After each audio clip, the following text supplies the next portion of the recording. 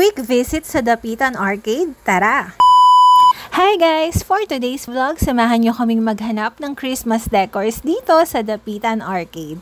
Open sila from 8 AM to 6 PM araw-araw. Kilala sila na bilihan ng murang home decors at pagdating naman ng Burr months, naglalabas naman sila ng mga Christmas decors. Hindi kayo mahihirapan puntahan dahil searchable naman sila sa Waze. Ipin nyo lang Dapitan Arcade at makikita nyo tabi-tabi na yung stalls nila dito. Unang nakita namin tong mga Christmas tree. Ang price niya ay $750 hanggang 11,000 yung 12 feet. Ito namang mga cute na Santa decors, price starts at $50 depende sa design at laki. Meron din silang iba't ibang klase ng Christmas balls, depende sa theme na gusto mo. Itong malalaking flowers naman ay from $150 to $250 each. Marami din sila ditong native products kagaya ng wooden plates, spoon, chopping board, and mags. At kung mahilig ka naman sa iba't ibang design ng plato kagaya ko, marami kang pagpipilian dito. Ang relaxing din panoorin itong mga gumagalaw na pang Christmas village. Kaya ano pang inaantay nyo? Punta na sa Dapitan Arcade.